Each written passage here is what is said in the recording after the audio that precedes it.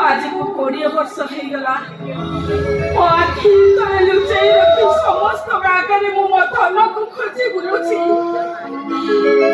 कुआरा गलो रे धन तो माँ कथा कण तोर टिके मने पड़ो नै तो माँ आखिर लुहा को कण तो अनुभव करि परलो कुआरा गलो तो आसुनो काहे के मो पाख को काहे के आसनो केमिति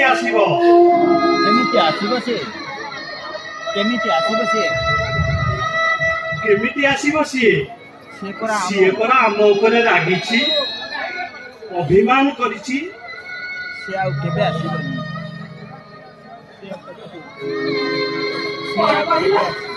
हम कोन कहले से रागिछि अभिमान करछि हां से आ केबे आसी से हमको भूले जाई जे मो तको भूले जेबी रे केमिति भूले जेबी तको रक्त को केबे भूले जाई पारे आत्मा को केबे भूले जाई पारे तमे कुआ मो तको केमिति भूले जेबी केमिति तको भूले जेबी हो गेला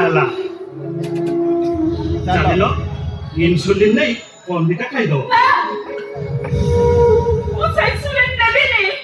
अरे इंसुलिन न लेले डायबिटीज ता कंट्रोल होबनी और डायबिटीज कंट्रोल न हेले मरीज आउ को पछे ते मरिबा पाई करे छिबी खाली मो धन को अपेक्षा करी छी मो धन को कोहु दिना फेरी आसीबो आउ मो ता पाई रखि दिबा साई ओला को ता हातरे धरि देला करे मो चिंता मुक्त हेई जिनी हे आसिला किछि ना किछि अघटन निश्चय घटेबो अरे कौन चिंता कलो କୋଉ କଥା? भुवनेश्वर से 500 एकर प्लॉट पका प्लॉटटा जेमिति ओयारे हवा दरकार ବାସ୍! ତତେ ଥରେ ନୁହେଁ, ତତେ ଅନେକ ଥର ମୁଁ କହିଛି, ସେ ସମ୍ପତ୍ତି ହଉଛି ଅନ୍ୟ ଜଣଙ୍କର ଅମାନ।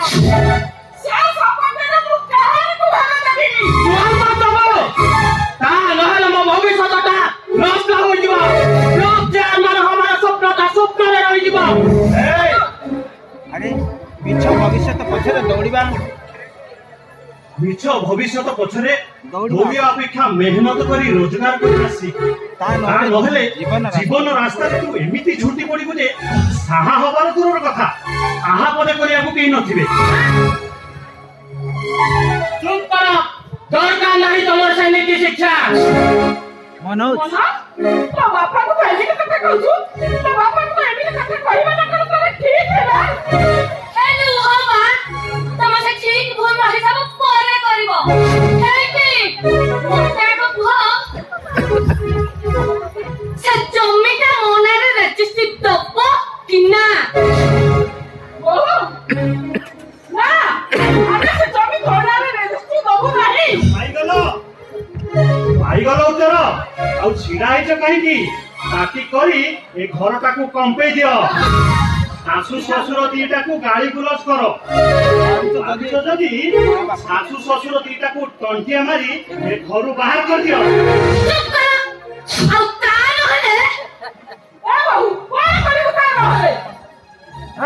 ଏଇ ଶିକ୍ଷା ନେଇ ଖାଉ ବା ତମ ସେ ଭାଷଣ ଗୁଡାକ ଆଉ କାହାକୁ ଶୁଣେଇବ ମତେ ଜମା ଶୁଣେଇବନି ମୁଁ ଜାଣିଛି ହେଲେ ତମେ କହିବ ବୁଝିଲୁ କହୁ ତୋ ବାପ ଘରକୁ କଣ ପାଇକି ଆସିଥିଲୁ କଣ ଶୁଣାଇବୁ ମୁଁ କହେ?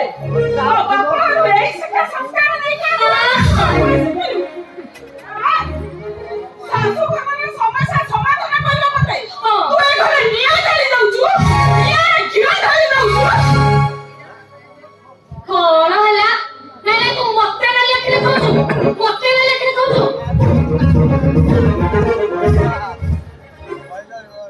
ବନ୍ଧୁ ଝିଅକୁ ବୋହୂ କରି ଆଣିଥିଲି, ଭାବିଥିଲି ଖୁସିରେ ରହିବି, ଖୁସି ହେଲେ କାହାକୁ ଧିକାର କରିବି? ମୋ ଭାଗ୍ୟକୁ ନା ବନ୍ଧୁକୁ ନା ସମୁଦି ପାଲିଥିବା ସେ ମାଧବ ମହାପାତ୍ର। ପିଲା ଖାଲି କାହାକୁ ବହୁ ପିଲା ପାଦକୁ କେବେ ଘରେ ନେଲେ ପାଉନି ପାଉନି ପାଉନି ନାଇଁ କହିଲେ କନା ବହୁ ସ୍ୱାମୀକି କହୁନ ସିଏ ଆଣିଦେବେ ହଲୋ ହଲୋ ମାନସ ବଡ ଭାଉଜ କେମିତି କଥାବାର୍ତ୍ତା କରାଯାଏ ତୁ କଣ ସେଇଟା ଶିଖିଲୁ ଆଉ ଶାଶୁ ଶ୍ୱଶୁରକୁ କେମିତି ସମ୍ମାନ କରାଯାଏ ସେଇଟା ବୋଧେ ଭାଉଜ ଶିଖିଲାନ୍ତି। କଥା କହିବାର ସୀମା ଟପି ଯାଉଛୁ କାହାକୁ କେମିତି କଥାବାର୍ତ୍ତା କରାଯାଏ ସେଇଟା ତମ ପକ୍ଷେ ମତେ ବେଶୀ ଭଲ ଭାବେ ଜଣାବେ।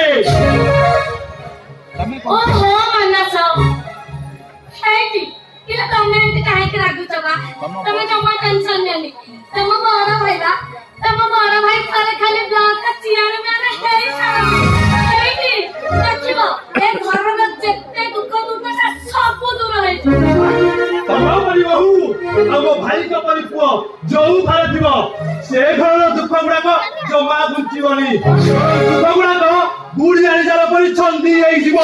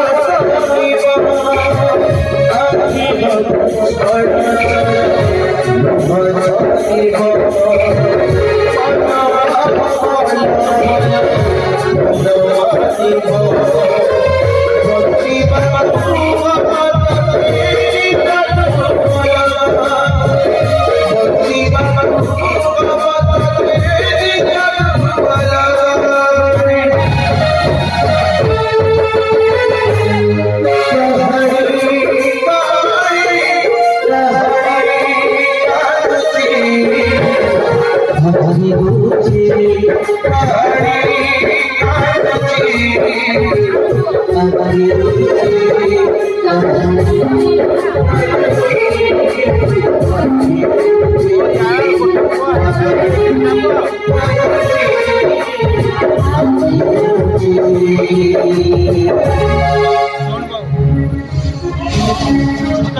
ମାସ ସମୟ ଦେଲି ସେ ଜମିଟା ବିକ୍ରି ହବା କଥା ଚିନ୍ତା କର ଆଉ ତା ନହେଲେ ଆସ ପିଲା ଆମେ ସିନା ତମେ ଯିବାକୁ ଯିବା ମୁଣ୍ଡଟା ଆହୁରି ଟେନସନ ହେଇଯିବ ଆରେ ଆସ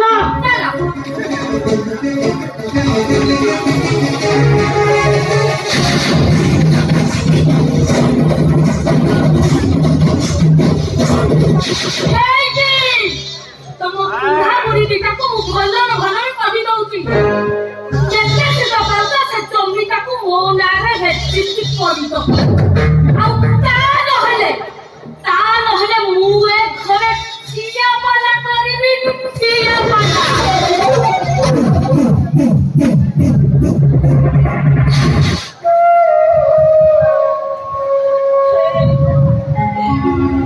ଏଇ ହଉଛି ପୁଅ ପୁଅଟିଏ ଖାଇବା ପାଇଁ ବାପା ମା 12 ଓଷା 13 ବ୍ରତ କରିଥାନ୍ତି ହେଲେ ଏମିତି ପୁଅ ଯେ